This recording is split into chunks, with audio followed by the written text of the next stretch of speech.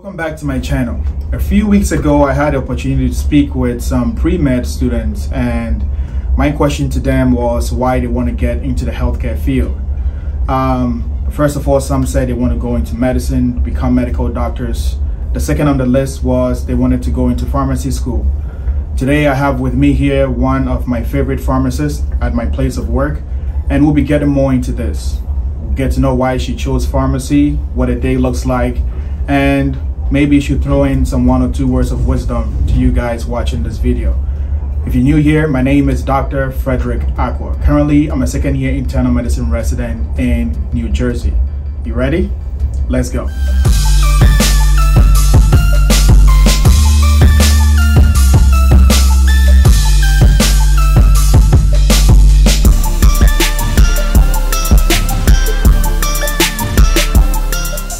Welcome back. So we'll be hearing from Dr. Palummo-Harth. Can you tell us about yourself? Sure. Thank you, Fred. I've been a pharmacist since 2016. I'm originally from New York. I went to Wilkes University where I completed my Pharm.D with a concentration and a minor in Spanish. I did a 06 program, so I was at Wilkes for my entire Pharm.D degree. I then moved on. I moved to New Jersey, and I did my PGY-1 residency at Jersey Shore University Medical Center. From there, I was a clinical pharmacy specialist at Raritan Bay, and then I moved on to another hospital in New Jersey where I'm now a clinical pharmacy specialist, and I specialize in critical care. Before I got here, I had to take an exam to go into medical school. What kind of exam do you have to take to get into pharmacy school? So pharmacy schools vary throughout the country. So it's really important when you are looking into pharmacy schools to go on their website, look at their qualifications, look at their expectations, and make sure that you're hitting all of those points. So for me, when I was going to pharmacy school, there was no entry exam per se, but you did have to have a certain number of shadowing hours at a pharmacy before you could apply. And then there was an interview process once you got to that point. So shadowing, for example, just to make sure that you are interested in the profession, that you have something to speak to also at your interview. So I went to actually a mom and pop pharmacy in the town where my parents lived, and I walked up to that pharmacist behind the counter and I explained that I was interested in applying to pharmacy school and that I needed X amount of hours. And he was so welcoming and so enthusiastic about seeing someone who wanted to become a pharmacist that, he had me shadow for, however many hours that I needed. And sometimes I go back and I stop in and I say hello and kind of update him on what I'm doing now. That's good. That was very brave on your end, walking in and asking for that opportunity. Well, good job. Why did you choose pharmacy? Why didn't you go into med school and become a medical doctor? Sure. Yeah. That's a great question, and truthfully that's a very common question on any interview you're going to go on, whether it's a job interview, an interview for residency or fellowship. A lot of times they want to know why you want to be a pharmacist. And my quick answer is my dad wanted me to be a pharmacist. So I was in high school and he had some female cousins who were pharmacists in retail, and they were independent women. They did well. They were able to have families. They made it through school, and he saw how successful they were and that they were still able to balance family life with working and having a career. So that was a big push for me, honestly. And once I had it in my head, I was like, I don't know what else I would do with my life. So lucky for me, I don't think that works out for everyone, but it worked out really well for me because I can truly say now I don't know what I would be doing if I wasn't a pharmacist. Wow. Well, I was asked by someone what is the typical schedule for pharmacy residency. One, is it something that every graduating pharmacy student has to go through? Does everybody go through residency as a pharmacist? And if yes, what is the scheduling like? Yeah, that's a really good question, and I feel like a lot of pharmacy students do have that question because it's the unknown. And there's not a whole lot of education in pharmacy school on what a residency entails until you're kind of already in it. So not everybody has to do a residency or a fellowship after graduation. It is an optional position to take on. However, if you do want a position, kind of like what I have, a clinical role, a lot of times it is required to have 1 or 2 years of residency in order to get one of those positions. In addition, a lot of staffing positions are now requiring a residency, at least a 1 year of residency. So it's a good idea if you are interested in like hospital pharmacy to go ahead and apply and get really educated on the process of applying for residency, because that will just kind of help you to get those positions that you're looking for in the future. I see. Okay. Well, growing up, I thought pharmacist, needs to be in maybe CVS or Rite Aid. Yeah. But then I started residency here, and you were in the ICU with us. You taught us 1 or 2 things. So thank you for that. Now, when you got into your role as a pharmacist, has there been anything that, let's say, surprised you? Things you didn't expect would be part of your role as a pharmacist? Something that surprised me when I became a clinical pharmacist is the level of IT involvement that we have as a pharmacist that they don't teach you in school. So, we are on a lot of, now virtually since COVID, a lot of Zoom calls with IT and the Epic team and the electronic medical record team, let's say wherever you might work, because there's constantly process improvement with the EMR, and there's things that residents pick up on, and you might say, why does this look like this? Why does this drug look like this when I go to order it? And then I might look at it and say, oh, that's not supposed to be like that. So then it's my responsibility to go to IT and say, we have to fix how this is built. And so that was something that surprised me when you become a clinical pharmacist, at least, depending on the institution and again, and what your role is. Some places have IT pharmacists, which are amazing positions to get. And really, really helpful when you have a pharmacist who's also working in IT. But that's something that surprised me, and something that we just kind of learn as we go. Awesome. Was there an interesting case that you had to apply some critical thinking in pharmacy to help solve the case? Sure. I mean, there have been probably many over the years. A lot of questions, the really great questions are the ones that are hard to find the answers to. Sometimes you get asked a question and it's okay to say, I'm not sure, I need to go look it up. And that's also something that you learn in residency and as a pharmacy student is you never want to just blurt something out, right, if you don't know the answer. And I feel like they probably say that in med school too, I would hope. But the really good cases and the really interesting, juicy cases that kind of keep you up at night, right, are the ones that are those one-offs, those things that they say in pharmacy school, like, you're never going to see this, but we're going to teach it to you anyway. And then you're at work and you see it. So those are the interesting, the challenging cases, but at the end of the day, when you do find the answer and you do help the team and you all kind of agree on a therapy for a patient, those are like the really great days. Any in particular that you remember? I was here for our first COVID case. I was standing in the ICU for our very first COVID case, and at the time we were recommending hydroxychloroquine because that's all we had, right? That's all we knew. We had to figure out how to give hydroxychloroquine to an intubated patient.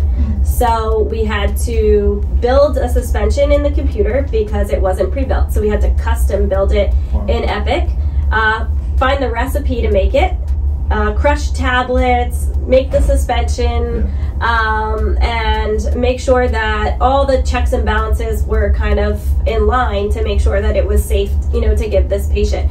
So that was challenging. And actually, looping back to the previous question, after that, we opened up a ticket with IT and said, okay, we need this recipe built in Epic because we're gonna probably be seeing more of these hydroxychloroquine orders in COVID patients that are intubated, so to give it down the tube and everything. So it's one of those things where you had to use your brain, you were under pressure, you had to come up with a decision with the prescriber to say, okay, we're going to give this.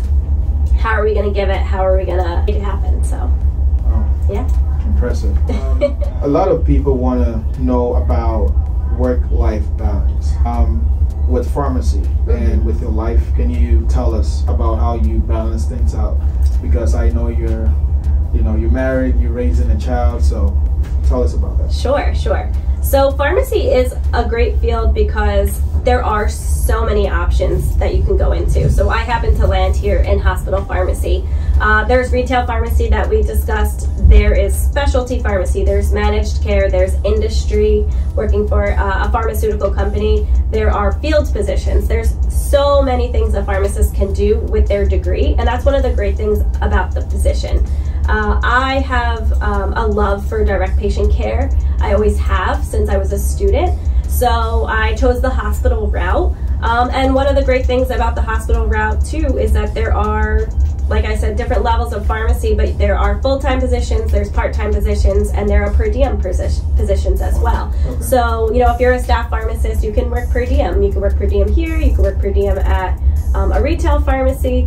So specifically in my role now, I just transitioned to part-time. As you mentioned, I do have a baby, and it felt like honestly the best thing I did was go part-time, because now I'm here 3 days a week. I'm able to balance, you know, raising my family and being home with my son, you know, 2 days a week plus the weekend, of course, and work 3 days and still be able to contribute to my career. And you know, you go to school for a really long time, and I personally felt like I wanted to, I wasn't ready to give it up. So working part-time really has been great. Awesome. Now, your words of advice to the pre-med person watching us today. They are at the junction where they had to choose whether to go to medical school or pharmacy school. What would be your advice to them on deciding to become a pharmacist? Sure. Well, I never went to med school, so I don't exactly know what it entails, but I know that there are many years of studying and sacrifice, right? Because you have med school, then you have residency, then you have fellowship, and more fellowship if you so choose, right? Pharmacy generally is going to be a 6-year program if you can. Some people do 4 years of undergrad and then 4 years of pharmacy school. So let's say maximum of 8 years of actual school. And then if you choose to do residency, you could do 1 or 2 years. So many people will go on to do a 2nd year of residency to specialize in an area. So you can specialize in infectious diseases, in ambulatory care, in critical care. There are so many options for PGY2. So that's, you know, let's say 2 years of post-grad training. Usually that's the maximum of post-grad training that you would do, and then go on to, you know, whatever your permanent role or your, you know, career would be from there. So if you're deciding between pharmacy school and med school, you know, you have to take all those things into account, right? You have to account for possible debt, where you are in your family life. You know, are you okay to sacrifice, you know, the amount of years that being a physician requires, or, you know, are you looking to be done within 6 years and have your career from there? So those are some options. What I do love about what I do as a clinical pharmacist is I still get that direct patient care role, and I can be as involved as a patient in a patient case as I want to be, right? Like when I round with the team in the ICU in the morning, I'm in the room, I'm checking the tubing, I'm looking at the bags, I'm looking through the EMR, we're making decisions together. So I still feel fulfilled and I'm still included in those medical decisions, but I can't read an x-ray, right? But that's your guys' expertise, right? So so those are the kind of the things that you can consider when you're deciding between, you know, medical school and pharmacy school. What options should someone expect if they become a graduate from pharmacy school? Do you get more options after you go to residency, or there are more options before? There's definitely more opportunity if you do go through a residency or a fellowship, yes. A lot of positions now are requesting, or you know, they might say residency preferred. So if there are 2 candidates and they're looking at you who doesn't have a residency and they're looking at someone who does, the chances are they're gonna, you know, try to interview that person who does have a residency, because they kind of say that you get like 5 years worth of experience in that 1 year of residency. So, you know, you're packing in those days when you're a resident. You are, you know, supposed to be learning a lot in that small amount of time versus someone who's just fresh out of school. Okay. All right. Thank you for that. Okay. So we cannot end this conversation without talking about salary. Can you tell us about starting salary and what to expect in case someone chooses your field? Sure. So salary is going to vary greatly based on, you know, where you choose to work. Historically, retail has always been where a lot of the money is made. Industry is also where a lot of the money is made as well. Location is going to play a big part in your salary as well. But a staff pharmacist at in a hospital setting can look anywhere from like maybe 110 to 120. If you have more of a clinical role, maybe you're looking a little bit more at 130 to the 140 range. There's always evaluations, and you might get a percentage raise, you know, annually based on your performance. So those are all, you know, good things to look forward to. Of course, hospital benefits are usually, you know, very good. So you have to take all of those things into consideration as well. All right, now an important question. What would be the advice you would give yourself if it was 10 years ago? So the advice I would give myself 10 years ago is probably the advice I give to my students and my residents now. Okay. And that is, when you're a student or a resident, you should treat every day as an interview. Because you never know where you're going to end up. You never know who your boss is going to be. You never know who your colleagues are going to be. So pharmacy is a small world. Everybody knows everybody, or they know someone that you know. So when you're a student in your last year of pharmacy school, your entire last year is clinical rotations. So that is something you should truly take as an interview. A 5-6 week long interview whenever you're rotating through those hospitals. And same for, you know, if you're a resident, you're going to have to move on to look for a position after that residency is over. And, you know, whoever your preceptors were, whoever your mentors were throughout that year, you might be looking to them for recommendations, or they might know someone who's hiring for that next position that you're looking for. And they're going to say, hey, I heard so-and-so was your resident. How were they? Right? So treat every day, you know, dress professionally, act professionally. You're always a direct representation of your preceptor, your university, or the hospital that you're a resident at. You are, right, a product of that environment. So you want to be respectful of that and also of your profession. I like it. Any shout outs? I probably would shout out any of the mentors that I've had in the past. It's a big reason why I'm doing what I'm doing, is because those people have pushed me to be here.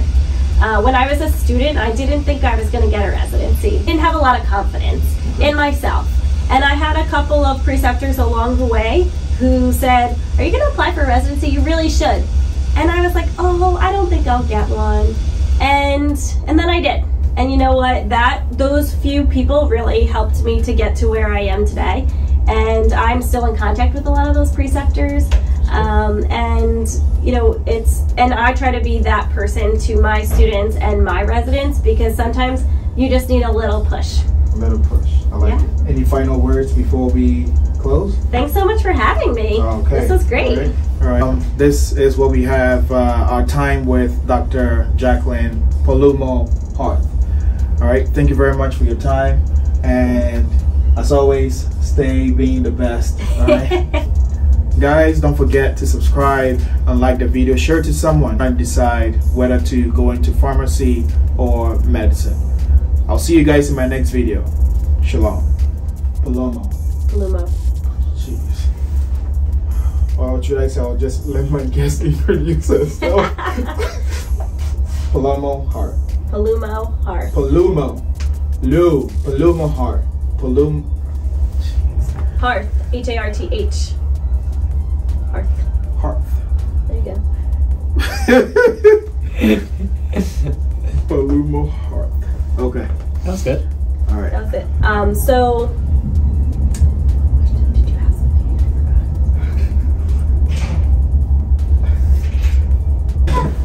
Thanks, Want Yoga. to close it completely? Yeah. We're gonna melt Fred. Yeah.